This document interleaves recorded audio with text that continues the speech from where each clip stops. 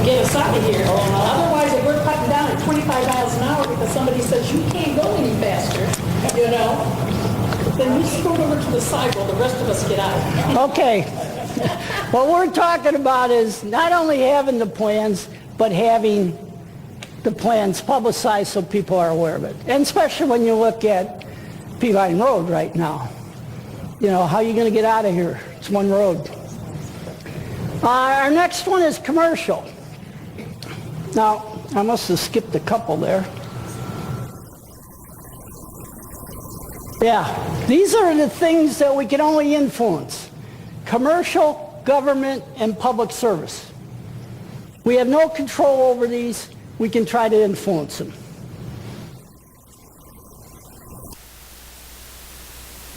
Commercial, we still feel on the Strategic Planning Committee that we have a lack of a quality village center.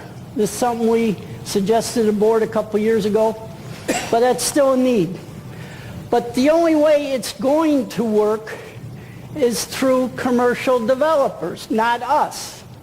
We don't want to build our own stores and our own buildings, things like that. We got to talk to the developers, get them to come to Fairfield Glade, show them that our members will buy from them, go to their restaurants, whatever the case.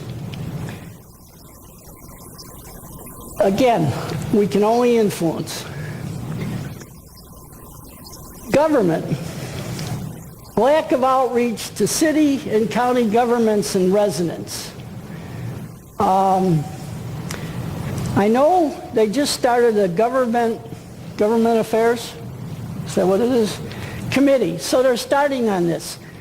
But a lot of our problems stem from not having a good enough workforce, which the county controls, not having a good interaction. We only get one vote, 2 votes on the county government, the council. And then we pay 80% of the taxes they collect in Cumberland County. So we got to start working to make them work with us and to see our needs. Now, example is I-40 finally, or Peavine's finally being updated. That took a lot of work from Fairfield Glade people to make sure it went through. Public transportation. Right now it's not a problem, but when the Glade grows a little more, maybe we'll need public transportation in 10 years. And we probably won't provide it, so it'll be a governmental thing, just like Cookeville has theirs. Public services. Quality of chip and seal roads. Some people say, I never see a problem with them. Of course, they never drive on them like me. But the point is, that's a sore spot, and we depend on the county to repair those. So, something we can influence. Contractor fraud. I know the police department here tracks contractor fraud, but we think there should be better communication of who the frauds are and who the good workers are, the good companies we want to work with. Okay, let's talk opportunities now. Some of the things you heard there you may think is an opportunity versus a weakness. That's fine with you. You can give us your feedback if you think it should be one way or the other. And the reason we gave you the handouts is you can write questions by the slides, and then the feedback thing, we can go back and look at the slides. Okay, these are external trends or areas that Fairfield Glade could capitalize on to increase its strength. And we're going to first talk about the ones controlled by Fairfield Glade. And they are amenities, community, and financial. Modernize the fitness amenities. Now, some people immediately say, oh, what's wrong with the fitness club right over here? Well, in 10 years, a club is not going to be your only fitness thing. We think the trail should have a fitness trail, things like that. there should be a movement to modernize our amenities for fitness. Add a true lounge bar. Now this came from a California guy, so we don't know whether to believe it or not. Good. We got one fan. John, do you know her? But we looked at the other communities, and they all have a lounge and a bar type thing with entertainment. Something to look at for the future. It's an opportunity. Add more indoor amenities. This came up because we want to have more revenue coming in year long. The more indoor amenities you have, even your revenue stream should be. Our community. Not a lot of people realize that the community club owns quite a few lots that people have defaulted on their HOAs. They just said, take the lot. Okay?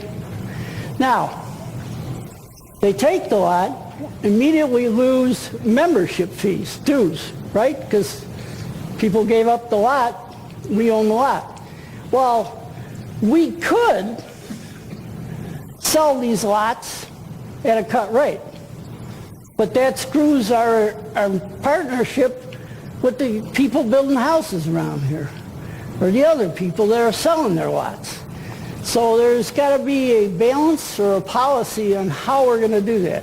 Because the more those lots we sell, the more HOAs we get. But the more we sell, the more we irritate our competitors, so to speak. The ongoing challenge of an elderly population aging in place. This is something we have to be aware of. I mean, we're all getting older. I'm a lot older than I was an hour ago, let me tell you. My mouth's dry, I can hardly talk. But the point is, we have to do something about that. How are we going to handle it? Whether it be push for public transportation or assist resident services some way, something we should look at. Financial. Earn more revenue.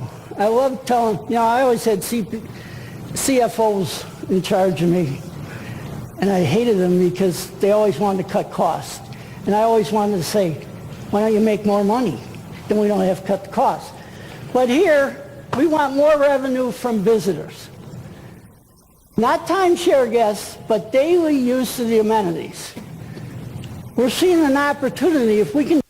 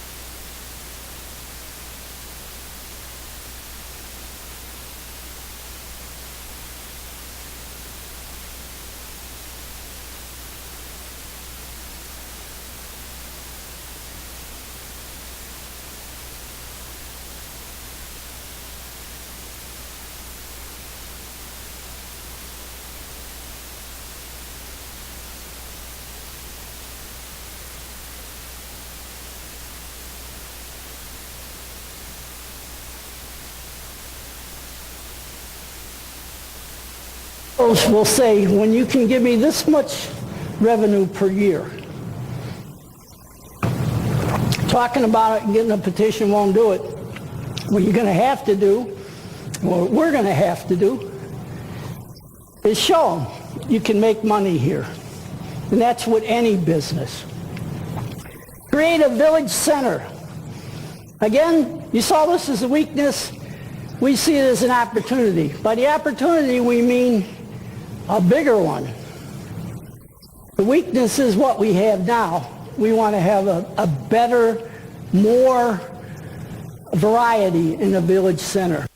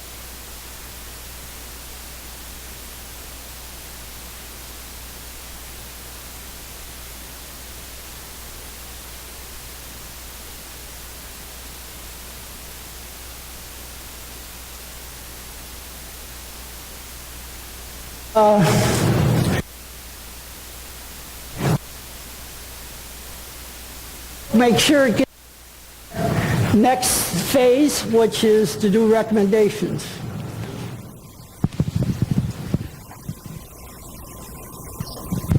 Thank you, Dennis Allen. I've been here 3 years. Appreciate the work you put in. I don't see very much new ground being broken.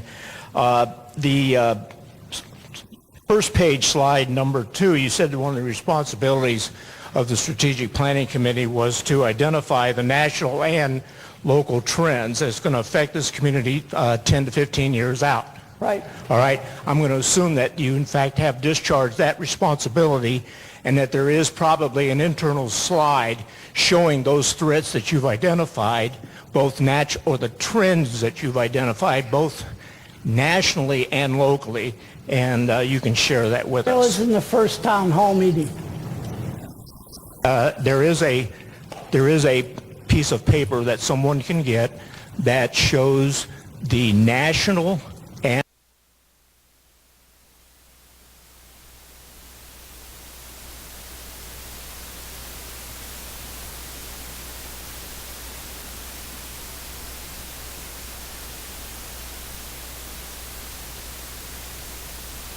well, that would be a recommendation slide. I understand. Yeah, but we're not making recommendations now.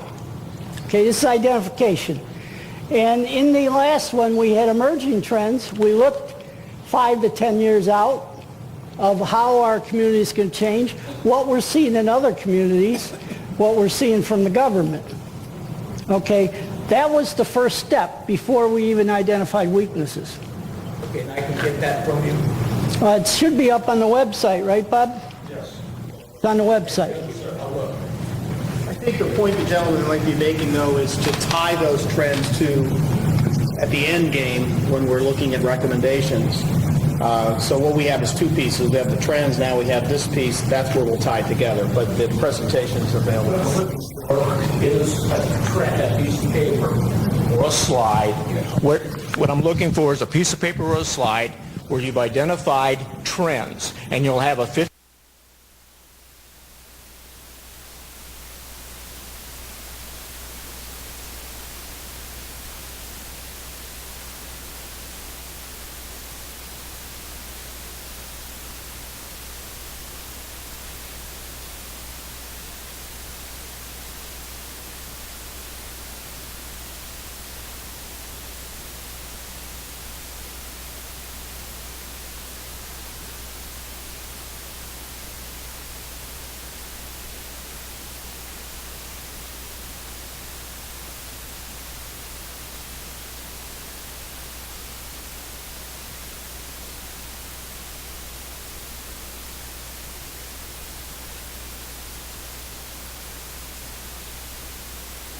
timeline on this, and as it shows the year 10 through year 15, those trends should be identified as they come due years 10 through 15, and then what you're going to have to be looking at in order to address those trends each of those years 10 through 15. Any other questions? I should look at this side too. There's right-wingers and left-wingers. County mayor said we cannot condemn properties. And the way I understand it, you're saying we can't do anything about properties. I tell friends who come, don't look at anything until you see the Fairfield Glade sign. Right. Everything's run by the county before you get to Fairfield Glade.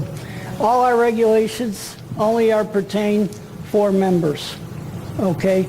Anything out there influences the whole deal. And I'm hoping the Government Affairs Committee builds a plan to constantly influence.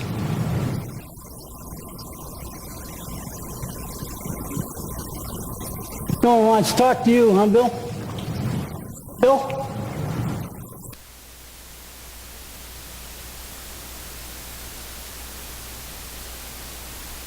You had under your weaknesses under financial.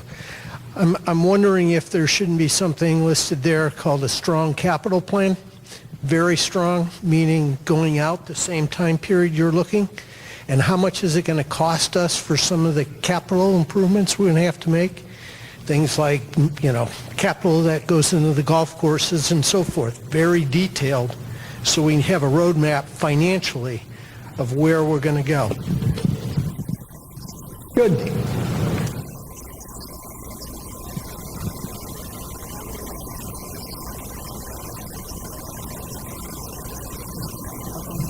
I just had a question about the lots. It sounds like there's lots when people quit paying, then you get stuck with them. And it sounds like maybe you can't even sell them because of competition at a discount. But can you at least just sell them at market value? That doesn't seem like that'd be a competition with anybody else. Surely we can sell lots at market value. Well, by putting it at market value, it does give you a little more competition. But we also, whether you realize it or not, those lots end up being green space for us. So we don't want to put a house every place. We want to make sure we have green space. So it's a balance. That's not my decision. And I'm not even recommending it. I'm just saying that we're identifying it. Okay?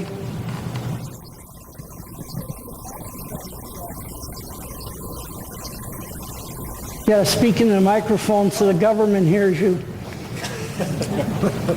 Who's paying the taxes on these lots that we own? Bob, could you answer that? The lots that we own, we pay the taxes on, and we do sell lots. We get lot offers probably monthly, and so we look at the offer and determine whether it's appropriate to sell it or not. But the lots that we own are for sale. It's primarily A lots that we sell. Most people don't. We want B lots and C lots, and typically we take those lots back after they've been in arrears 2 years. So they're not dues-paying lots typically when we take them back. Oh, Bob, what is an A lot? A lot is a fully developed lot, so it has road and sewer to it. B lot has either sewer or road, but not both. And then a C lot is an undeveloped lot. It's those grassy roads you see typically on the south side of Peavine. Those are mostly, those are C lots, and we do have some on the north side as well. There was a sighting of Daniel Boone on one of those C lots. You aptly noted in your presentation that we are largely a golf community, and there's a nationwide trend in reduction of golf rounds and bankruptcies of golf courses. I'm surprised I don't see anything in here about that looming threat. If we don't have timeshare, we don't have visitors, if we don't have guests coming to play golf and we got 5 golf courses, I would think that's something you should be concerned with. We are concerned with it, but it's being worked on right now. They're tracking that. So it's not anything we're putting for 5-10 years out, although that's when it may occur. The question to me, who plays pickleball and really doesn't play golf, and that's why you have no holes in your golf course, because I don't play on it. It's something that the board is aware of, and they are tracking. So no need to put it back up again. I would think over a 5-10 year period it would be something to look at. The second thing is, and maybe you've discussed this and dismissed it, but a few years ago there was a concern and threat of annexation of Fairfield Glade by the city of Crossville. And I know regulations were looked at and laws and all of that kind of thing. Do you not see that as a potential threat? I heard it was settled before we would not be incorporated. So let's put that down. We'll check into it. All right, Jim? We've talked about incorporation several times too, but I'm talking about annexation by the city of Crossville. They come up partway up Peavine Road now. They would love to get our tax base. I'm sure they would. You got that? He's got it. Over here. I haven't talked to anyone on this side yet. I followed your presentation and it was very good, but I kind of got lost a little bit at the end there with the threats.